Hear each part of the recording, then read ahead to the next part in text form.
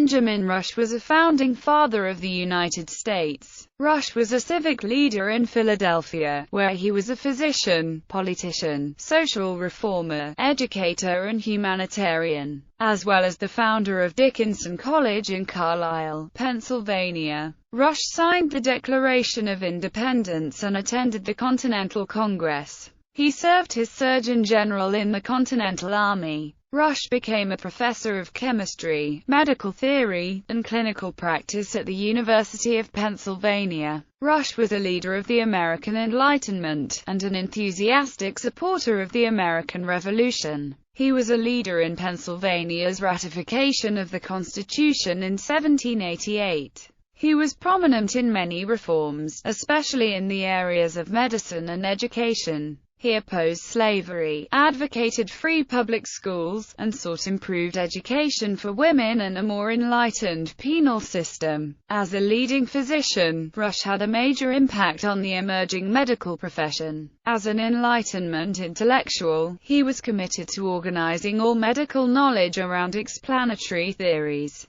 rather than rely on empirical methods. Rush argued that illness was the result of imbalances in the body's physical system and was caused by malfunctions in the brain. His approach prepared the way for later medical research, but Rush himself undertook none of it. He promoted public health by advocating clean environment and stressing the importance of personal and military hygiene. His study of mental disorder made him one of the founders of American psychiatry. Early life and career. Benjamin Rush was born to John Rush and Susanna Hall on January 4, 1746. The family, which included 7 children, lived on a plantation in the township of Byberry in Philadelphia County, then about 14 miles outside Philadelphia. Benjamin was the 4th of the 7 children. Rush's father died when he was 6, leaving his mother, who ran a country store, to care for the large family. At 8 years of age, Benjamin was sent to live with an aunt and uncle, to receive a proper education. Benjamin and his older brother Jacob attended a school in Cecil County, Maryland, run by the Rev. Samuel Finley, which would later become West Nottingham Academy. In 1760, after further studies at the College of New Jersey, Rush graduated with a Bachelor of Arts degree. From 1761 to 1766, Rush apprenticed under Drive John Redman in Philadelphia. Redman encouraged him to further his studies at the University of Edinburgh in Scotland, where Rush studied from 1766 to 1768 and earned a M.D. degree. Rush became fluent in French, Italian, and Spanish as a result of his studies and European tour. While at Edinburgh, he became a friend of the Earl of Leven and his family, including William Leslie. Rush ultimately published the first American textbook on chemistry, several volumes on medical student education, and wrote influential patriotic essays. Revolutionary period. Rush was active in the Sons of Liberty and was elected to attend the provincial conference to send delegates to the Continental Congress. Thomas Paine consulted Rush when writing the profoundly influential pro-independence pamphlet Common Sense. Rush represented Pennsylvania and signed the Declaration of Independence. He also represented Philadelphia at Pennsylvania's own constitutional convention, and got into trouble when he criticized the new Pennsylvania Constitution of 1776. While Rush was representing Pennsylvania in the Continental Congress, he also used his medical skills in the field. Rush accompanied the Philadelphia militia during the battles after which the British occupied Philadelphia and most of New Jersey, and the Continental Congress fled to York, Pennsylvania. He is remembered for his service after the Battle of Princeton by the artist John Trumbull. The Army Medical Service was in disarray, between the military casualties, extremely high losses due to typhoid, yellow fever and other camp illnesses, political conflicts between Drive John Morgan and Dr. William Shippen, Jr., and inadequate supplies and guidance from the medical committee. Nonetheless, Rush accepted an appointment as Surgeon General of the Middle Department of the Continental Army. Rush's order, Directions for Preserving the Health of Soldiers, became one of the foundations of preventative military medicine and was repeatedly republished, including as late as 1908.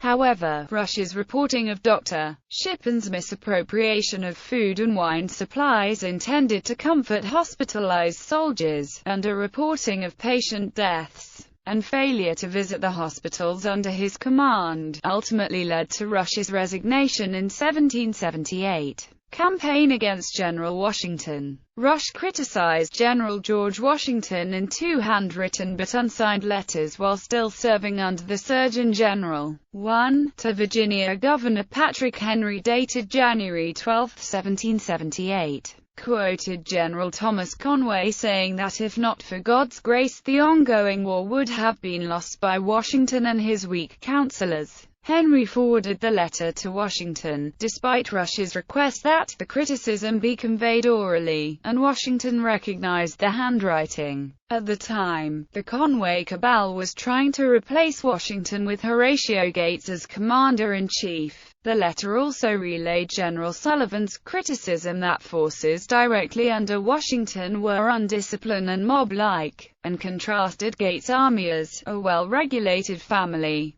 10 days later, Rush wrote to John Adams relaying complaints inside Washington's army, including about bad bread, no order, universal disgust, and praising Conway, who had been appointed Inspector General. Shippen sought Rush's resignation, and received it by the end of the month after Continental Congress delegate John Witherspoon, chairman of a committee to investigate Morgan's and Rush's charges of misappropriation and mismanagement against Shippen, told Rush his complaints would not produce reform. Rush later expressed regret for his gossip against Washington. In a letter to John Adams in 1812, Rush wrote, He, Washington, was the highly favored instrument whose patriotism and name contributed greatly to the establishment of the independence of the United States. Rush also successfully pleaded with Washington's biographers Judge Bushrod Washington and Chief Justice John Marshall to delete his association with those stinging words. In his book 1776, David McCulloch quotes Rush, referring to George Washington. The Philadelphia physician and patriot Benjamin Rush, a staunch admirer, observed that Washington has so much martial dignity in his deportment that you would distinguish him to be a general and a soldier from among 10,000 people. There is not a king in Europe that would not look like a valet de chambre by his side.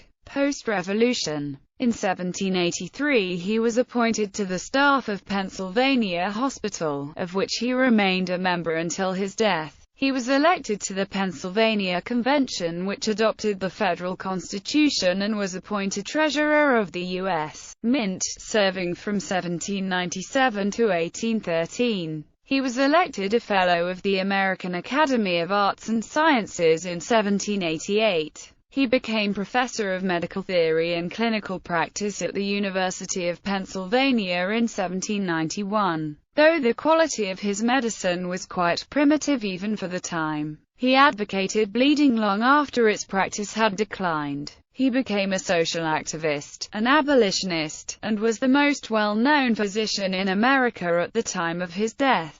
He was also founder of the private liberal arts college Dickinson College, in Carlisle, Pennsylvania. In 1794, he was elected a foreign member of the Royal Swedish Academy of Sciences. Rush was a founding member of the Philadelphia Society for Alleviating the Miseries of Public Prisons, which greatly influenced the construction of Eastern State Penitentiary in Philadelphia. Corps of Discovery. In 1803, Thomas Jefferson sent Meriwether Lewis to Philadelphia to prepare for the Lewis and Clark expedition under the tutelage of Rush, who taught Lewis about frontier illnesses and the performance of bloodletting. Rush provided the Corps with a medical kit that included Turkish opium for nervousness, emetics to induce vomiting, medicinal wine, 50 dozen of Dr. Rush's bilious pills, laxatives containing more than 50% mercury, which have since colloquially been referred to as thunderclappers,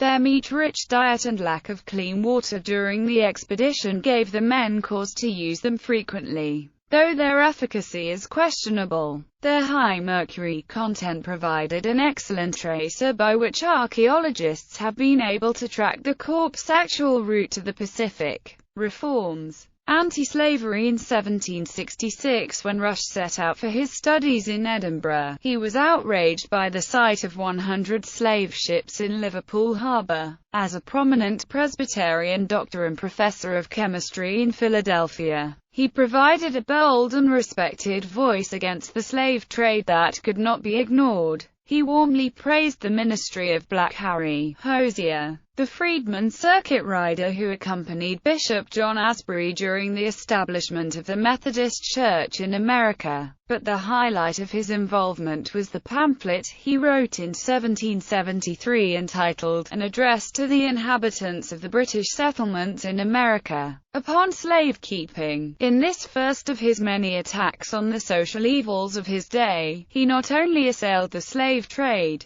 but the entire institution of slavery. Rush argued scientifically that Negroes were not by nature intellectually or morally inferior. Any apparent evidence to the contrary was only the perverted expression of slavery, which is so foreign to the human mind, that the moral faculties, as well as those of the understanding, are debased and rendered torpid by it. In 1792, Rush read a paper before the American Philosophical Society which argued that the color and figure of blacks were derived from a form of leprosy. He argued that with proper treatment, blacks could be cured and become white. Despite his public condemnations of slavery, Rush purchased a slave named William Gruber in 1776. To the consternation of many, Rush still owned Gruber when he joined the Pennsylvania Abolition Society in 1784. Capital punishment. Rush deemed public punishments such as putting a person on display in stocks, common at the time, to be counterproductive.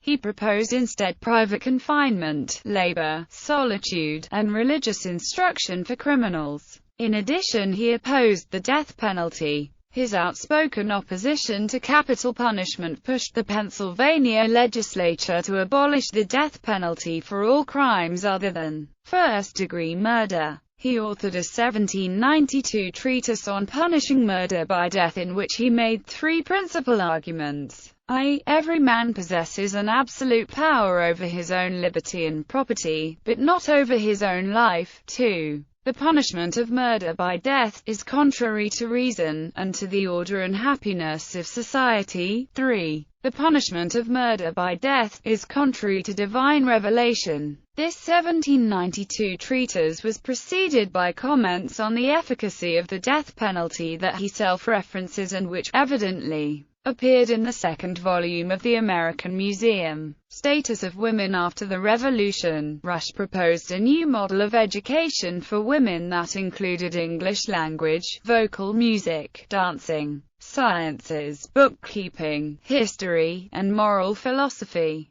He was instrumental to the founding of the Young Ladies' Academy of Philadelphia, the first chartered women's institution of higher education in Philadelphia. A utilitarian, Rush saw little need for training women in metaphysics, logic, mathematics, or advanced science. He wanted the emphasis on guiding women toward moral essays, poetry, history, and religious writings because women were especially needed and useful in uplifting America's morals and manners. Rush also promoted what is now called Republican motherhood by instructing the young in the obligations of patriotism, the blessings of liberty, and the true meaning of republicanism. He opposed coeducational classrooms and insisted on the need to instruct all youth in the Christian religion.